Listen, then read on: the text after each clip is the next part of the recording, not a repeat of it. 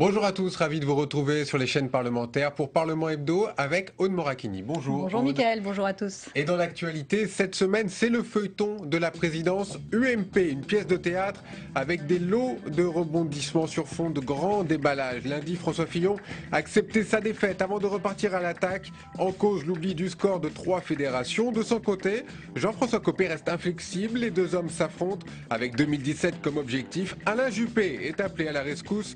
Il devient l'arbitre de cet imbroglio. Alors évidemment, ce climat de guerre s'étend aux parlementaires. Mercredi, les 4 colonnes à l'Assemblée ont pris les allures d'un drôle de champ de bataille où les deux camps s'évitaient et multipliaient les déclarations vengeresses. Y a-t-il menace de scission des groupes parlementaires UMP? Les députés ont jusqu'au 30 novembre pour se décider. Enfin, est-ce un nouveau couac ou un coup politique? François Hollande, devant les maires réunis en congrès, évoque la liberté de conscience pour les maires qui procéderont au mariage pour tous. Le lendemain, il retire ses propos jugés choquants dans sa propre majorité. Et avec nous pour commenter cette actualité, Jérôme Chartier. Bonjour, merci d'être avec nous. Vous êtes député UMP du Val d'Oise et on vous a beaucoup vu cette semaine puisque vous êtes le porte-parole de François Fillon dans cette période pour le moins agitée. On va évidemment consacrer une grande partie de l'émission à cette série à épisodes que vous nous offrez. Mais auparavant, c'est la règle, on est allé promener nos caméras aux 4 colonnes pour voir ce que vos collègues députés pensaient de vous. Échantillon recueilli par Chloé Baïse. C'est quelqu'un qui fait effectivement son boulot de député, présent dans l'hémicycle, qui dépose l'amendement, qui défend ses convictions, un vrai parlementaire. Je l'ai beaucoup observé quand je présidais l'Assemblée nationale, puisque je présidais les travaux et qu'il était souvent porte-parole du groupe UMP pour les questions budgétaires, financières. Et il faisait, comme il le continue aujourd'hui, un excellent travail avec beaucoup d'aisance et surtout une réflexion de fond. Quelqu'un qui a clairement des valeurs, qui ne pense clairement pas comme moi sur de nombreux sujets, avec lequel on peut toujours débattre. Voilà, avec lequel, alors il n'hésite jamais non plus à manier ce qu'il faut dans le débat politique. Hein. La mauvaise foi, il connaît, il sait comment ne pas répondre à une question quand il n'en a pas envie. Je crois que c'est un parlementaire tout à fait respectable, que je ne connais pas personnellement, mais en tout cas qui est d'une fidélité à son patron, si j'ose dire, puisqu'il s'est mis dans le sillage de François Fillon. Vous savez, la politique, c'est une course de fond. C'est pas simplement un coup, deux coups. C'est la ténacité. Et je crois qu'il est assez tenace pour y arriver. Bon, on espère que contrairement à ce que dit Bruno Leroux, vous n'avez pas esquivé nos questions. Et la mauvaise foi, vous l'avez beaucoup rencontrée cette semaine ? Non, je n'ai pas rencontré beaucoup de mauvaise foi. Non, ni dans un camp, ni dans l'autre. Non, j'ai rencontré des visions différentes. C'est le moins qu'on puisse dire, si on peut parler de vision. J'ai rencontré, puisqu'on parle bien sûr uniquement de ce qui se passe à l'UMP, on va sans doute parler tout à l'heure. On abordera bien d'autres sujets également, bien sûr. D'autres sujets, mais pour revenir à ce qui se passe à l'UMP, non, j'ai pas rencontré. J'ai rencontré aussi des convictions. En revanche, j'ai été peiné, je vous le dis, par des propos que j'ai jugés excessifs, qui n'étaient pas de la mauvaise foi, mais qui étaient de l'excès, des propos désobligeants vis-à-vis de certains. Moi, je cherche toujours, dans ma responsabilité de porte-parole de François Fillon, à préserver l'avenir. Je sais qu'on est tous membres d'une même famille, qu'on est tous ensemble, que lorsqu'on sera sorti de cette tempête, on sera rassemblés. On sera unis, les Français nous le demandent, les militants, les adhérents de l'UMP nous le demandent. Donc moi je cherche toujours... On vous posera bien sûr les questions. On a dit quand même quelques difficultés à vous croire sur le côté unité, mais on reviendra évidemment là-dessus. À titre personnel, si vous aviez un mot, une phrase pour qualifier ce qui s'est passé tout au long de cette semaine, lequel serait-ce? Tempête. On est dans la tempête. Tempête dans un verre d'eau ou une vraie tempête? Non, c'est une vraie tempête, on le voit bien. C'est pas une tempête dans un verre d'eau, c'est pas une histoire qui concerne seulement quelques personnes. C'est pas une guerre picrocoline, c'est une vraie tempête. C'est une tempête de la plus grande famille de la droite et du centre. C'est une tempête de la plus grande famille politique de France en termes de nombre d'adhérents. C'est donc une vraie tempête. Et dans la tempête, il faut savoir d'abord souquer ferme et ensuite imaginer une sortie. C'est la raison pour laquelle, d'ailleurs, François Fillon a tout de suite fait appel à Alain Juppé et associant 134 parlementaires avec lui. Mais on va appeler ce qui s'appelle un chat. Et vous l'avez dit, c'est une tempête ou une guerre.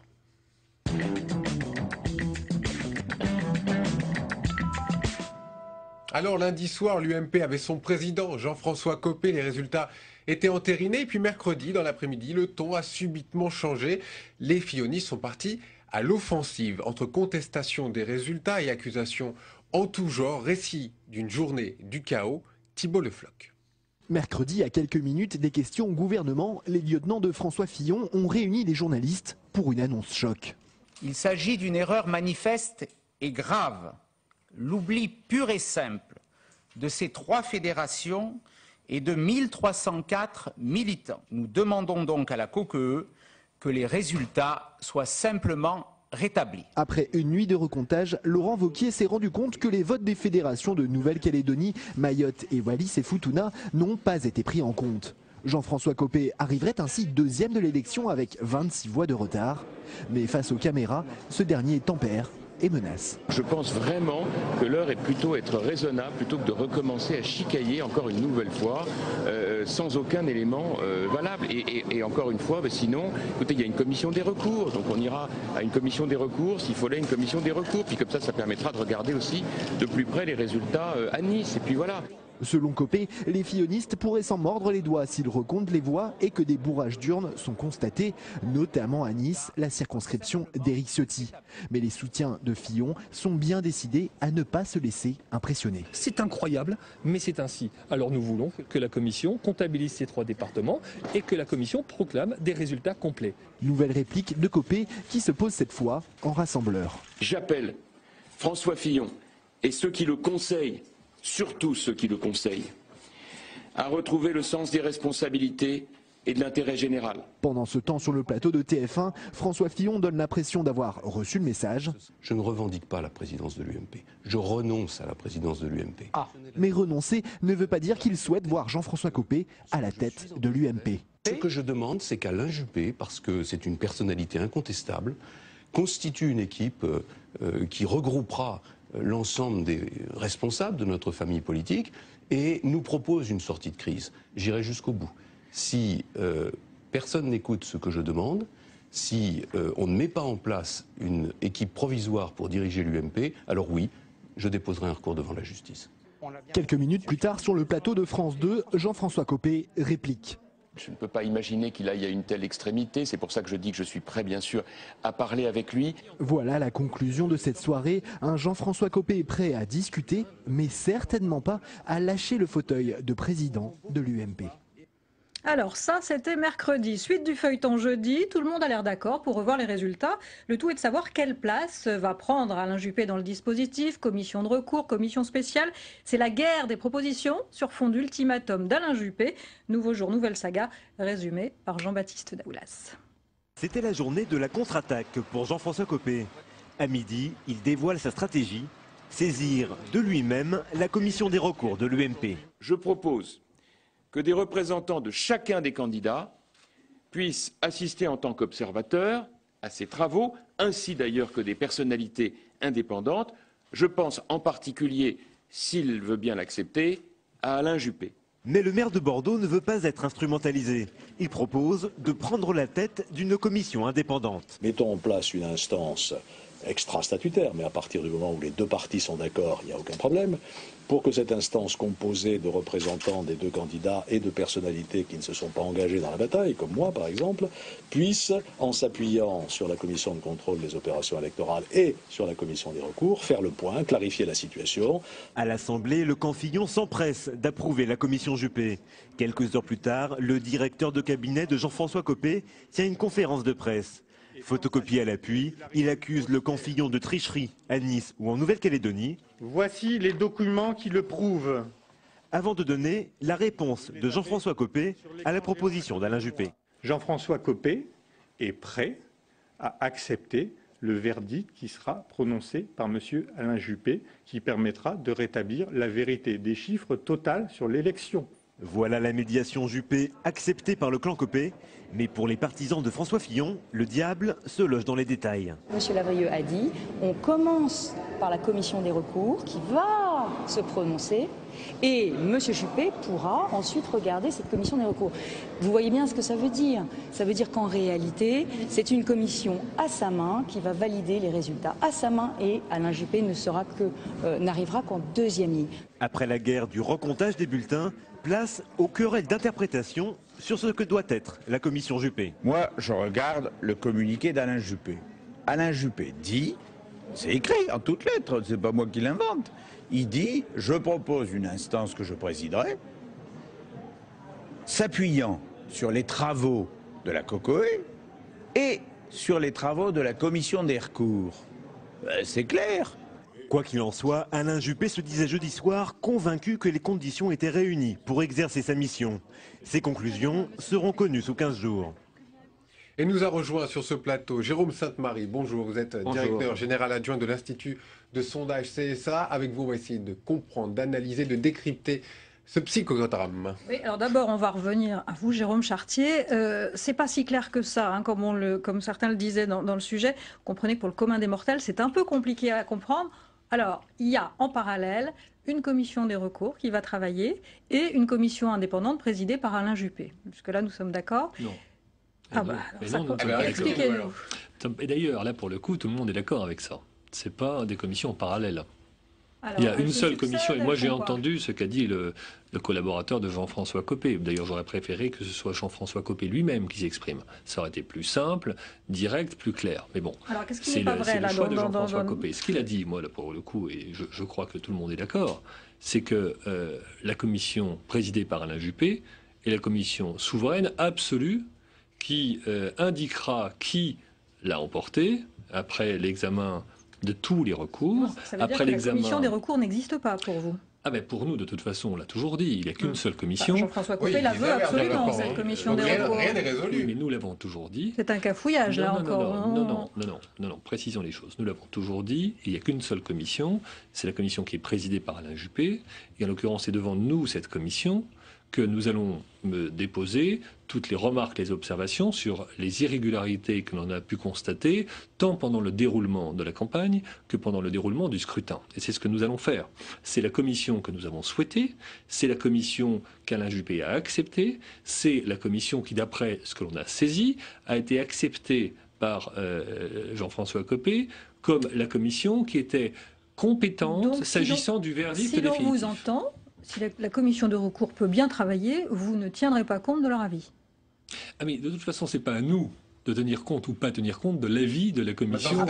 C'est Alain Juppé. Donc ce n'est pas notre responsabilité. C'est pas nous qui sommes juges en dernier recours. Mais lorsqu'on voit le fonctionnement, je dirais, de la commission de contrôle des opérations électorales, qui, a quand même réussi la performance d'oublier le résultat de 3 fédérations qui inversent le scrutin, vous comprendrez qu'on ait de sérieux doutes sur le fonctionnement de toute commission interne de l'UMP. Jérôme Sainte-Marie, est-ce que vous comprenez encore quelque chose aujourd'hui?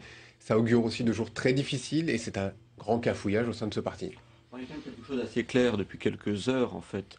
C'est qu'on est sorti du champ, à mon avis, vous serez peut-être pas forcément d'accord, mais on est sorti du champ du règlement ou de la loi pour rentrer dans le champ de la légitimité. C'est-à-dire qu'on a effectivement des raisonnements pratiquement juridiques qui s'affrontent dans cette affaire, avec les communiqués de la COCOE, particulièrement étranges d'ailleurs, récemment, disant que oui, effectivement, probablement le résultat serait inversé, mais que le règlement ne lui permet pas d'en tenir compte, si j'ai bien compris, et on fait un communiqué pour ça. On est dans le politique, on est dans le juridique, c'est ça? Non, on est dans le juridique et on redevient dans le politique, et on fait appel à quelqu'un, je ne suis pas sûr que ce soit tout à fait prévu dans les statuts, mais en fait, il y a un accord, il y a un blocage politique total, et donc on fait appel à quelqu'un qui a pour lui... Jean-François Copé veut respecter les statuts et vous n'en voulez plus parce que vous ne faites pas confiance à la commission de recours. Pour sortir de ce blocage, effectivement, on essaie d'en sortir par le haut à l'UMP en faisant appel à quelqu'un qui est reconnu comme légitime. Cette légitimité, il la tient de son passé politique, de son présent politique aussi, et puis également de sa très forte image dans l'opinion en général et dans l'opinion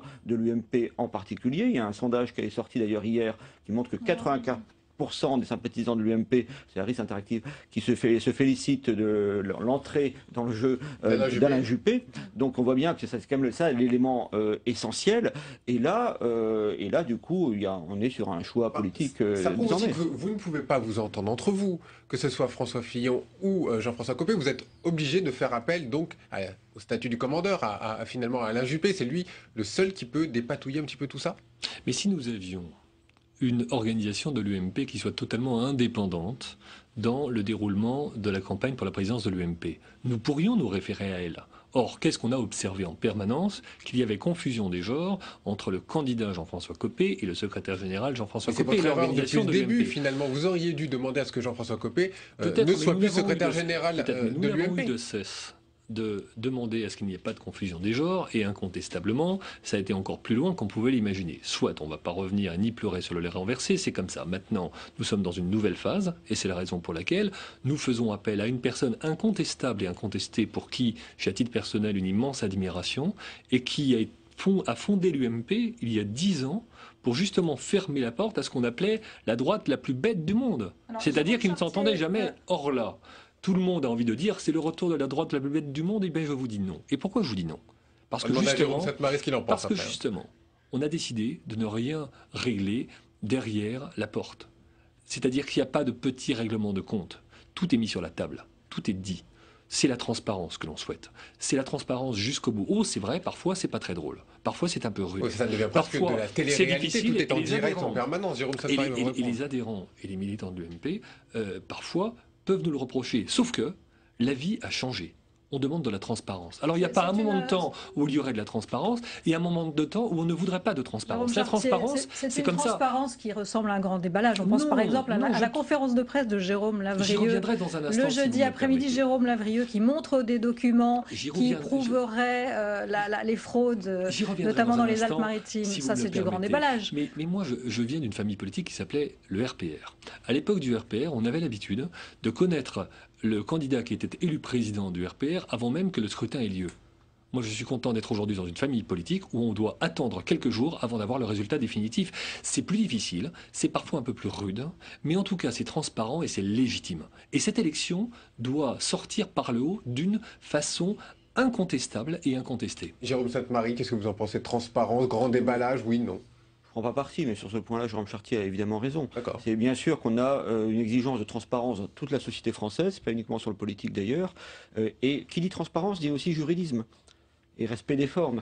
On voit bien que autrefois, il n'y a pas si longtemps, il y a quelques années, le fait qu'il y ait quelques milliers de votes oubliés dans des fédérations d'outre-mer n'aurait pas posé des problèmes insurmontables. Or là, ça rend la position de l'actuel secrétaire général, ou l'actuel président, c'est selon les camps, eh bien, ça rend la situation de Jean-François Copé pratiquement intenable, parce qu'il ne peut pas être totalement légitime si la COCOE reconnaît à demi-mot qu'en fait il est minoritaire, même si effectivement aucune force armée ne peut le sortir de son bureau. Donc c'est bien pour cela qu'on est obligé de recourir à Alain Juppé, c'est pour sortir de cette impasse, mais qui est créée par l'évolution des mœurs politiques, plutôt dans le bon sens en l'occurrence. Alors évidemment, ce mauvais climat se ressent dans les deux assemblées. Mercredi, jour du coup de force des fillonistes, les 4 colonnes à l'Assemblée sont le théâtre privilégié du vaudeville. Fillonistes et copéistes se croisent, c'est vide, vous en faisiez partie. D'ailleurs, ils parlent beaucoup aux journalistes. Elisa Bartholomé. À l'Assemblée, fillonistes et copéistes se sont livrés à une vraie partie de ping-pong. Peu avant 15h, les soutiens de François Fillon attaquent celle des 4 colonnes. En nombre, ils délivrent leur message aux journalistes. 3 fédérations, Mayotte, Wallis et Futuna et la Nouvelle-Calédonie, n'ont pas été pris en compte dans le décompte des voix pour la présidence de l'UMP. Je ne doute pas un seul instant que pour nous permettre de sortir de cette crise, Jean-François Copé accepte que dans cette période transitoire, Alain Juppé puisse prendre la direction de notre mouvement. Pris de court, les députés copéistes peinent à riposter. Il faut presque attendre la fin des questions au gouvernement pour que les soutiens du nouveau président de l'UMP renvoient leurs adversaires dans les cordes. S'ils estiment qu'il y a encore un recours à faire, qu'ils le forment et on verra bien. Mais à ce moment-là, vous savez, des recours, il peut y en avoir aussi de toutes parts. Je pense par exemple à Nice. On sait bien qu'il y a eu des choses un peu bizarres qui se sont passées à Nice objectivement. Les résultats ont été proclamés. Maintenant, on peut aussi réouvrir les 650 bureaux de vote. Tout ça n'a plus de sens. Moi, je demande à François Fillon de siffler la fin de la récréation. La récré, eux la connaissent bien.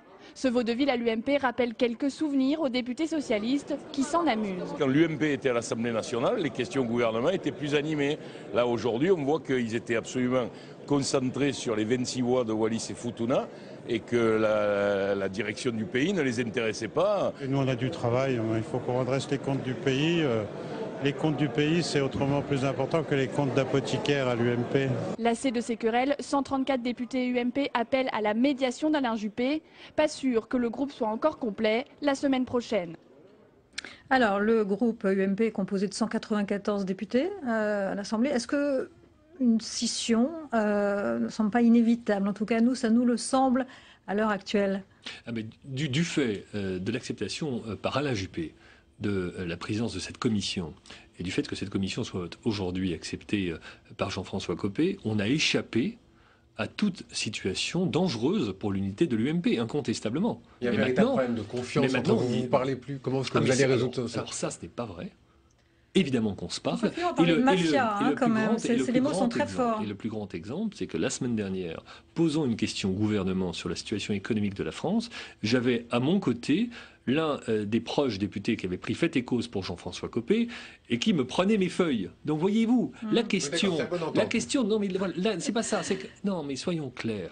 Non mais soyons clairs. La question, c'est qu'aujourd'hui, chacun a pris bien sûr fait et cause pour un candidat, et donc les relations sont naturellement plus tendues. Mais nous sommes d'accord sur l'essentiel, nous sommes d'accord sur la ligne politique, nous sommes d'accord sur les valeurs que l'on défend. Par conséquent, à l'issue de la tempête, si on obtient bien ce résultat incontestable et incontesté pour l'élection de la présidence de l'UMP, ce qui sera le cas du fait de la commission Juppé, on se retrouvera tous. Mais ça, c'est une certitude. On a beaucoup de mal à vous croire là-dessus. Vu les mots qui ont été échangés, quand on a utilisé le mot de mafia, est-ce qu'on peut se réconcilier? On va demander à Jérôme Sainte-Marie. Oui, mais justement.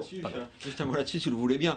Moi, je ne crois pas, inversement, que le risque de scission soit si grand que cela. On va prendre un exemple dans le camp inverse, tout simplement le Parti socialiste qui a vu les congrès socialistes, pas uniquement le congrès de Reims, mais alors, pas le congrès de Toulouse évidemment, mais les congrès où effectivement pendant plusieurs jours les affrontements étaient terribles et où en plus les querelles de personnes étaient, comment dirais-je, à ces querelles de personnes s'additionnaient des clivages idéologiques profonds. Et pourtant, il n'y a pas eu de scission. Il y a eu le départ de Jean-Pierre Chevènement à une époque, mais c'est la seule. Donc oui, réconciliation possible après tout ça. D'autant plus qu'on ne voit pas se dégager très clairement quand même de camps idéologiques au sein de l'UMP à cette occasion-là. La question est celle du pouvoir, mais à l'état pur. C'est d'ailleurs pour ça. Il y a une droite décomplexée contre une droite un petit peu plus centriste. Donc là, peut-être qu'il y a scission idéologique, non? Il y a des différences de style, mais chercher à habiller cela avec des oripeaux idéologiques me paraît très difficile. C'est d'ailleurs ce que les Français vous reprochent. Moi, je suis d'accord avec cette analyse, nous sommes d'accord sur l'essentiel. Il y a une façon de faire de la politique incontestable qui est différente entre Jean-François Copé et François Fillon, c'est incontestable. Il y a aussi, s'agissant des valeurs, oui nous les partageons après, il y a la façon d'exprimer les valeurs et là nous sommes en désaccord. Mais ce qui a été dit, et d'ailleurs par François Fillon le premier, c'est qu'il y aura besoin à l'issue de cette tempête de rassembler toute la famille. Et le rassemblement, ça ne va pas se décréter. Non, on n'a pas compris. Non, pourquoi est-ce qu'on n'a pas compris? Parce qu'on a l'impression que tout ça, c'est juste de la forme, c'est juste de la langue de bois. Or, c'est pas ce que je veux dire. Ce que je veux dire, c'est qu'il y aura besoin d'une direction collégiale. C'est radicalement différent. C'est pas juste le rassemblement, l'unité et patin coup fin. Non, ça va plus loin. Une direction collégiale, ça veut dire qu'il faudra, à l'issue, de toute façon, lorsqu'il y a un écart aussi faible entre deux candidats au sein d'une même famille, il faut qu'il y ait une direction collégiale. Ça veut dire que tout le monde se mette d'accord pour diriger ensemble l'UMP. C'est ça, au fond, qui va être difficile. Mais c'est ça qu'on saura surmonter. Très rapidement, vous avez fait un sondage cette semaine où vous êtes projeté sur 2017. Donc Nicolas Sarkozy arriverait largement devant avec 52%, François Fillon 24%, Jean-François Copé 15%. Ce sont le choix des sympathisants, UMP, il faut bien le dire. Sondage réalisé après la contestation des résultats, mais avant le coup de force de mercredi. Pas aimé, décidément, Jean-François Copé, au moins auprès des sympathisants, on ne parle pas des militants. Deux enseignements. Le premier, effectivement, c'est Jean-François Copé, alors même qu'il était à ce moment-là président, enfin incontesté, contesté, il y avait une contestation, mais en tout cas, on n'avait pas découvert des bulletins de vote, etc., non pris en compte. Et bien pourtant, il faisait un score très bas. On sait que dans l'opinion en général, et même parmi les sympathisants de droite, son image est tout à fait bien moindre, en tout cas en qualité, que celle de François Fillon. Le second enseignement, le principal, c'est quand même que Nicolas Sarkozy apparaissait déjà à l'époque, il y a quelques jours, comme le candidat naturel en quelque sorte de son camp pour l'élection 2017. Or, c'était avant ce qui s'est passé à Bordeaux hier, le fait que ces soucis judiciaires semblent un peu s'éloigner, et le fait également que la crise s'est approfondie et que donc la légitimité du futur président, si c'est Jean-François Copé ou François Fillon, sera nécessairement amoindri. Oui, Nicolas Sarkozy, c'est le grand gagnant ou pas? De fait, c'est le grand gagnant par défaut de cette affaire. Est-ce que vous pensez que Nicolas Sarkozy doit intervenir pour régler cette affaire, par communiqué, par une façon ou d'une autre? Est-ce qu'il doit intervenir? Mais surtout maintenant, comme vous dites, cette affaire, enfin en tout cas la question de l'élection de la présidence de l'UMP est en voie de règlement. Puisqu'Alain Juppé a accepté la présidence de cette commission, puisque la commission qu'il va composer va être une commission incontestable et qu'elle va pouvoir travailler et produire un résultat définitif. C'est tout ce que nous demandions. Donc aujourd'hui, la situation à l'UMP est en voie de règlement. Nous sommes en train de sortir de la tempête. Nous sommes en train de voir la lumière qui s'éclaire. En tout cas, il y en a un qui profite un petit peu de cette tempête, c'est Jean-Louis Borloo. Il veut devenir la principale force d'opposition, en tout cas contre vous. C'est les explications de Jérémy Hartmann. Il est le premier à avoir claqué la porte. Pierre Méhaignerie, ancien ministre UMP, a décidé de quitter son parti pour rejoindre les centristes de l'UDI. J'estime qu'il y a des discours qui ne sont pas acceptables. Je pense que le pays a besoin de raisons de sérénité. Et je rappelle aussi qu'il y a 3,5 500 000 Français d'origine étrangère qui ont besoin de beaucoup de considération. Le virage à droite de Jean-François Copé inquiète. Certains parlent de fracture morale. Sur TF1, l'intéressé a tenté de minimiser l'affaire. C'est un regret, mais il n'y avait pas de surprise. En revanche, il y a une sensibilité centriste très importante à l'UMP, incarnée par Marc-Philippe Daubresse, avec à ses côtés des personnalités comme Jean-Pierre Raffarin, Luc Châtel, Michel Tabarot, Christian Kert et bien d'autres. Pas certain que cette posture rassure les fillonistes et les centristes. Une dizaine de parlementaires UMP se sont réunis. Ils réfléchissent aussi à quitter le parti. L'hémorragie va-t-elle s'amplifier? Elle pourrait en tout cas profiter à l'UDI. Le parti centriste espère récupérer les déçus de Jean-François Copé, même si officiellement, Jean-Louis Borloo refuse de se réjouir du psychodrame de ses partenaires de droite. On n'est pas on n'est pas dans le débauchage. Il y a clairement, on a toujours dit la même chose, hein, nous souhaitons bâtir une coalition, nous souhaitons être les gagnants de cette coalition. En coulisses, les élus de l'UDI se frottent les mains. Ils affirment avoir reçu 2400 adhésions de nouveaux militants ces dernières 48 heures. Vous comprendriez, Jérôme Chartier, que certains quittent aujourd'hui l'UMP déçus par tout ce qui se passe pour rejoindre l'UDI? C'est un peu ce qu'a fait Pierre Méhaignerie. Plus maintenant. Et il l'a fait quand, Pierre Méhaignerie? Il l'a fait... Au moment du vote, et au moment de l'annonce du vote de Jean-François Copé. Juste après le vote. C'est-à-dire, au fond, lorsque nous avions le sentiment que nous l'avions emporté, nous ne voulions pas faire de recours, puisque nous n'avions déposé aucun recours, puisque nous avions pris acte de la décision de la commission de contrôle des opérations électorales. Mais la question va se poser à l'issue de la proclamation des résultats par la commission Juppé. Qu'est-ce qui va se passer et pourquoi Pierre Méhaignerie ne reviendrait pas dans une UMP transparente avec un résultat incontestable et avec surtout une direction, excusez-moi, j'y reviens, avec une direction sous forme de coalition. De coalition, de collégialité. Qui est le grand gagnant, l'UDI ou le Front National? Bon, on ne le sait pas encore, puisqu'effectivement, on voit bien que si Jean-François Copé était confirmé in fine à la tête de l'UMP, ça profiterait plutôt à l'UDI, et inversement, si c'était François Fillon, le Front National recueillerait peut-être, mais tout ça c'est de la projection. Ce qui est certain, c'est qu'au-delà des élus, il faut voir quand même les électeurs, les sympathisants. Il y a actuellement 23% des Français qui se considèrent comme sympathisants de l'UMP. Nous verrons la semaine prochaine combien ils seront. Là, vous envisagez l'hypothèse d'un François Fillon président de l'UMP, mais si on a bien entendu ce qui se disait quand même mardi soir sur TF1, François Fillon disait qu'il renonçait à la présidence de l'UMP. On a mal compris? Non, vous n'avez pas mal compris puisque tout le monde a entendu la même chose. Donc il ne sera pas? La seule chose, c'est que François Fillon va se plier à la décision de la commission présidée par Alain Juppé. Mais ce qu'a voulu dire François Fillon devant des millions de téléspectateurs, c'est qu'une UMP qui est séparée entre les deux candidats d'une poignée de voix n'est pas une UMP avec un vainqueur incontestable largement, et puis de l'autre côté quelqu'un qui n'a pas gagné. C'est donc forcément l'UMP. Je le redis depuis tout à l'heure. C'est forcément la direction collégiale qui sortira de toute façon. Il n'y a pas d'alternative possible pour rassembler l'UMP. Collégial, c'est qui le président alors? Ah non, mais ça, il y aura un président, c'est évident, et qui sera désigné. Et qui sera désigné par la commission Juppé. Alors l'autre est quoi, vice-président? Parce que ça, c'est ce qu'avait proposé Jean-François Copé à François Fillon. Non, mais après, s'agissant, non, c'est pas pareil. J'y reviens si vous le voulez bien. Le rassemblement, c'est un camp qui a gagné et qui élargit de telle sorte que l'autre ne se sente pas totalement mis à l'écart. Mais une direction collégiale, c'est le partage des responsabilités. C'est bien de cela dont il s'agit. Et en l'occurrence, la décision de la commission présidée par la Juppé sera souveraine. Et chacun s'y pliera, et François Fillon l'a dit, il l'a redit encore récemment. La question, c'est que François Fillon n'a pas renoncé à être président de l'UMP si les conditions sont remplies. C'est pas si les conditions sont remplies, c'est surtout si Alain Juppé le lui demande. il se pliera à ce que lui demandera Alain Juppé. Jérôme Sainte-Marie, on vous libère. Merci d'être venu avec nous pour commenter cette semaine mouvementée. Jérôme Chartier, vous restez avec nous pour commenter les autres termes de l'actualité. Oui, il y a eu d'autres actualités cette semaine, et oui. Le mardi, par exemple, une nouvelle reculade du président Hollande. Elle est passée un peu inaperçue, à grâce ou à cause de vous.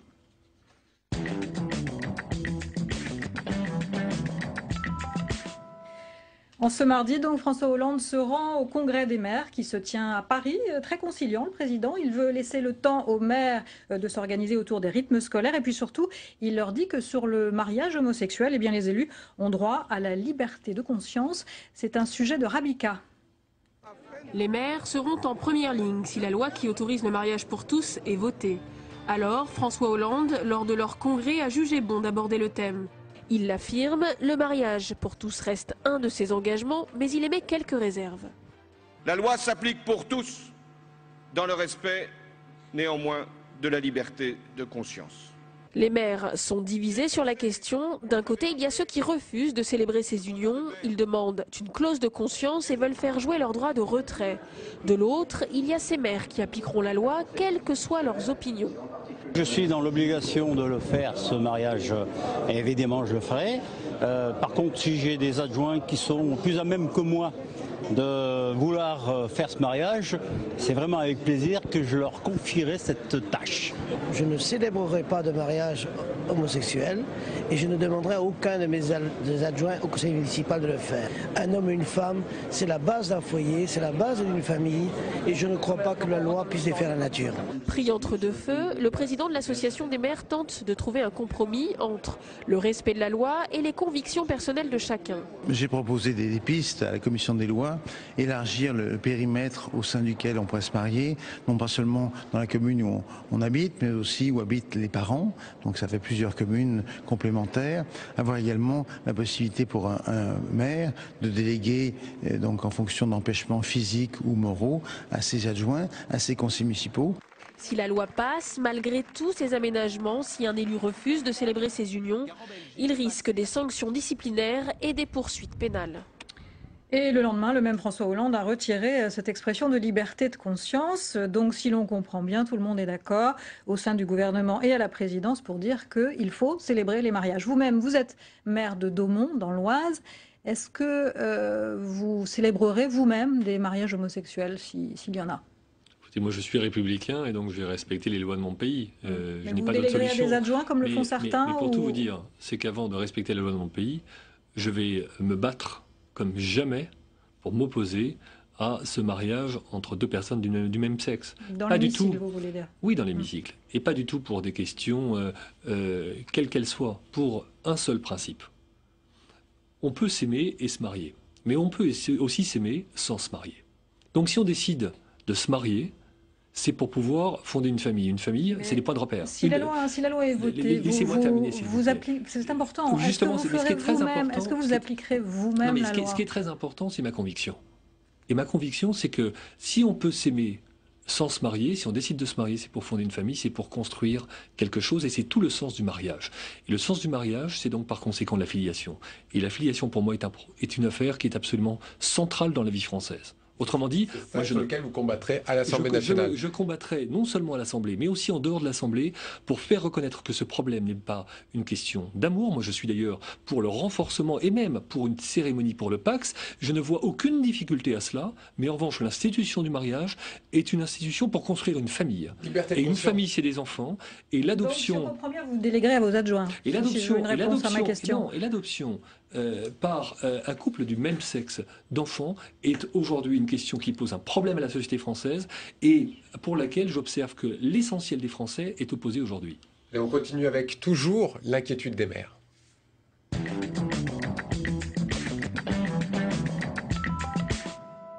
Et oui, les maires sont inquiets, ils s'inquiètent pour les finances. À l'heure où le chef de l'État a décidé un tour de vis budgétaire, eh bien, ils n'arrivent plus, tout simplement, à faire face dans les couloirs du Congrès des maires. C'est un reportage de Mathilde Bélanger. C'était il y a quelques semaines. Le maire de Sevran plantait sa tente devant l'Assemblée nationale et cessait de s'alimenter afin d'obtenir de meilleurs moyens financiers pour sa commune. Une action extrême qui a mis en lumière les inégalités entre les collectivités et les difficultés auxquelles font face certains maires. Réunis à Paris cette semaine, ils sont nombreux à se dire au bout de leur capacité. Nous avons d'énormes difficultés financières, si bien que les investissements, on ne peut pas les faire parce que l'endettement va peser sur un nombre de foyers relativement réduit et ce serait énorme, quoi. Donc on ne peut pas faire grand-chose dans les petites communes. Dans ces communes, on s'inquiète donc de l'effort de rigueur demandé par le gouvernement aux collectivités territoriales. Les dotations de l'État diminueront d'1,8 milliard d'euros l'an prochain pour participer au redressement des comptes publics. Les maires savent qu'ils sont aussi condamnés comme l'État à maîtriser la dépense publique. Par contre, ce que nous disons à l'État, c'est qu'on ne peut pas continuer à avoir une baisse de nos dotations et puis une augmentation de nos charges. Il y a un effet ciseau qui va être infernal. Il y a des communes pour qui l'effort qu'on demandera sera totalement anodin, on s'en apercevra même pas à la limite, et des communes qui sont les communes dites pauvres, qui ont déjà sollicité beaucoup les emprunts, les choses comme ça, se disent on a atteint l'os, si vous me permettez cette expression. François Hollande a confirmé hier cet effort demandé aux collectivités, mais il lâche du lest sur certains points de friction, comme la réforme des rythmes scolaires. Les communes qui n'auront pas les moyens de l'appliquer cette année pourront attendre la rentrée suivante. Et un fonds spécifique de 250 millions d'euros sera mis en place pour accompagner les communes les plus en difficulté. Alors Jérôme Chartier, je le rappelle, vous êtes secrétaire de la Commission des finances ici à l'Assemblée nationale. Vous êtes le maire d'une petite commune. Est-ce que vous pensez que ces petites communes les plus pauvres devraient être exemptées de l'effort national ? Non, on doit Tout le monde doit faire l'effort. l'effort. On doit participer à l'effort national. On ne peut pas, si vous voulez, avoir un discours sur la réduction de la dépense publique qui s'arrête aux frontières de sa commune. Ça n'aurait aucune cohérence. Et les Français, d'ailleurs, nous le reprocheraient, ils auraient raison de nous le reprocher. Donc Mais on vous avez doit entendu participer. le discours de ces maires qui disent on n'y arrive plus, tout simplement, à joindre les deux bouts. Mais l'exercice est difficile, je le reconnais. La seule chose, c'est qu'il faut faire œuvre de bonne gestion. Alors, pas de bonne gestion seulement depuis 2 ans. Moi, je suis maire maintenant depuis 1995. Ça fait 17 ans que je suis maire. Et depuis 17 ans, j'essaye de pratiquer la bonne gestion. Depuis 17 ans, je n'ai pas augmenté les taux d'imposition de ma commune. Et j'essaye de faire que Domont, ville de 15 000 habitants, soit toujours une commune attractive et où il fait bon vivre. Donc c'est difficile, l'exercice est très difficile. Ça, je vous le confirme. Ce qu'a annoncé François Hollande, notamment sur les normes, il y en a plus de 400 000 en France. Ça va dans le bon sens, tout ça ? Oui, c'est quelque chose qu'on a demandé d'ailleurs. C'est quelque chose Économie avec des petits bouts de ficelle ou c'est vraiment quelque chose d'important ? C'est très important. C'est quelque chose qu'avait proposé Nicolas Sarkozy pendant sa campagne présidentielle. Donc moi, je suis content qu'aujourd'hui, François Hollande le reprenne. Vous voyez, il y a quelque chose de bien, donc comme quoi, vous voyez, parfois, François Hollande est capable de bonnes choses. Il est capable de reprendre les bonnes propositions de Nicolas Sarkozy. J'aurais voulu qu'il fasse la même chose pour la TVA compétitivité. Ça aurait été formidable. Bon, on va en parler un petit peu parce qu'on va passer au jeudi. Là, le budget 2013 qui arrive au Sénat et avec toujours toutes les chances d'être toqué.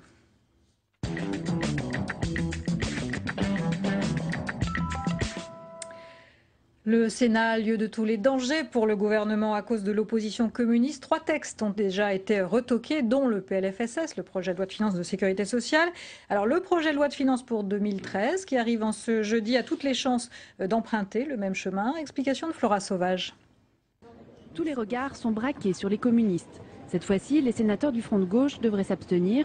Après avoir voté contre le projet de loi de finances de la sécurité sociale, ils veulent donner un signal clair à leurs alliés socialistes. On est vraiment dans une posture de construction et non pas dans une posture de rejet pour rejeter. Chez les socialistes, on veut croire que les ponts ne sont pas coupés avec les alliés communistes.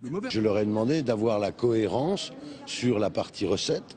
Et je vais encore les appeler tout à l'heure à voter cette partie recette. En s'abstenant sur la première partie du texte, la partie recette, les communistes laissent la possibilité de discuter du projet de loi jusqu'à son terme. Mais l'abstention des 20 sénateurs communistes ne devrait pas empêcher le rejet du texte, car UMP et centristes ont prévu de voter contre. Sauf à changer complètement ce budget, nous voterons contre. Ce que je souhaite, c'est qu'on puisse aller jusqu'au bout de l'examen de ce texte, parce que notamment s'agissant des dépenses, nous avons des propositions à faire. Le volet recettes du projet de loi de finances doit être voté mercredi prochain au Sénat. Donc les communistes qui sont vos alliés inédits au Sénat dans votre opposition aux options budgétaires du gouvernement.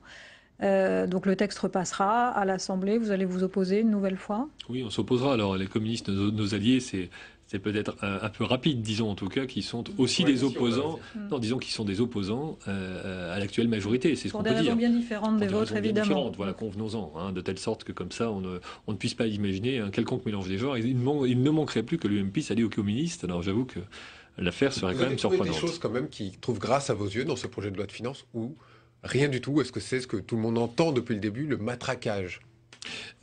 Non, je voudrais pas donner le sentiment qu'on jette tout en bloc, c'est pas la vérité.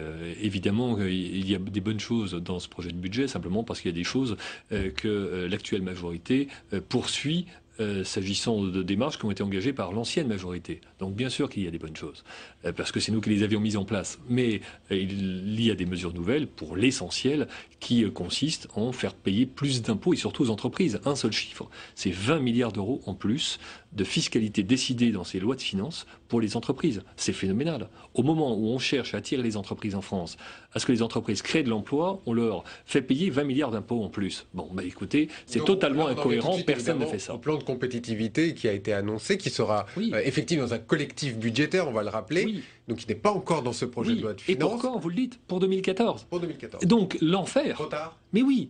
Le temps économique et le temps politique sont deux temps qui sont radicalement différents sous l'empire de la majorité socialiste. Il est temps qu'on recolle le temps politique et le temps économique. C'est ce que faisaient François Fillon et Nicolas Sarkozy. Lorsqu'ils décident, 3 mois après la dégradation par Standard & Poor's du triple A français, de lancer la TVA compétitivité pour faire baisser le coût du travail en France, ils montrent la réaction du politique immédiate pour coller au plus près du temps économique. Et cette semaine, il y a eu Moody's. Et cette semaine, il y a eu Moody's. Et qu'est-ce que fait la majorité socialiste? Rien. Elle modifie absolument pas son plan. Elle laisse toujours 2014 comme le cap pour son fameux plan de compétitivité économique. Eh bien, je suis désolé, je suis au regret de le dire à tous les Français, c'est un temps politique nettement trop long. C'est un temps pendant lequel on va perdre des milliers d'emplois. Alors Jérôme Chartier, on va changer de sujet pour cette fin de semaine. C'est un sujet que vous connaissez bien sur la modernisation de la vie politique. Vous aviez écrit un livre il n'y a pas longtemps. On va parler du vote blanc qui n'est plus nul. Les députés ont adopté ce jeudi une proposition de loi de l'UDI qui permettra de comptabiliser tout simplement ces bulletins. En fait, on va les séparer des bulletins nuls. Est-ce que ça va dans le bon sens? Est-ce que ça aura un vrai poids pour les futures élections selon vous? Écoutez, on verra, il faut simplement se méfier du vote blanc. Moi, j'ai eu une énorme réflexion s'agissant du vote blanc. Pourquoi? Parce qu'en même temps, je veux respecter le choix des électeurs et des Français. Pour moi, la démocratie est la chose la plus belle qu'on puisse imaginer. Et d'un autre côté, je ne veux pas encourager le non-choix. Il faut choisir dans la vie. Le choix est difficile. Le choix est parfois cornélien, mais il faut l'assumer. Et la plus grande difficulté de la vie, tout court, c'est d'assumer ses choix. Donc il ne faut pas comptabiliser les votes blancs? Or, voyez-vous, je suis revenu sur une proposition, et je suis honnête avec vous, que j'avais pourtant faite dans mon livre en 2005. Oui, vous avez parlé du vote blanc. Exactement, j'en avais parlé. J'étais au départ pour la comptabilisation des votes blancs. Et vous voyez, aujourd'hui, je reviens sur ce que je pensais il y a 7 ans de cela maintenant, parce que je pense que dans la vie, il faut choisir, et il ne faut pas légitimer le non-choix. Légitimer le non-choix est une erreur. Ou alors, si on le fait, dans ce cas-là, on le fait comme en Belgique. On pousse l'exercice jusqu'au bout, ce qui signifie qu'on n'a plus le droit de ne pas aller voter. La contrepartie... bien plus loin, c'est l'obligation d'aller voter. La contrepartie du vote blanc, c'est le vote obligatoire. Donc on reconnaît le vote blanc, mais on rend le vote obligatoire. Et dans ce cas-là, moi je suis prêt à l'envisager. Mais en revanche, accepter l'abstention, plus accepter le vote blanc qui est le non-choix, c'est en réalité prendre le risque de pénaliser la vie politique et d'une façon générale la démocratie en légitimant le fait de ne pas choisir. Choisir, c'est très dur, mais la vie, c'est un choix. Oui, mais est-ce qu'on peut quand même comprendre que l'électeur soit parfois indécis, notamment quand on voit la semaine qui s'est écoulée? Eh bien, je suis d'accord avec vous, on peut comprendre que l'électeur soit indécis. C'est la raison pour laquelle il faut que l'électeur soit obligé de voter si on veut reconnaître le vote blanc. Parce que lorsqu'il est indécis, qu'est-ce qu'il fait aujourd'hui? En vérité, il s'abstient. Merci beaucoup, Jérôme Chartier. Merci d'avoir été avec nous tout au long de cette émission. Merci beaucoup, Aude. On se retrouve la semaine prochaine. À demain à la même heure et à la semaine prochaine.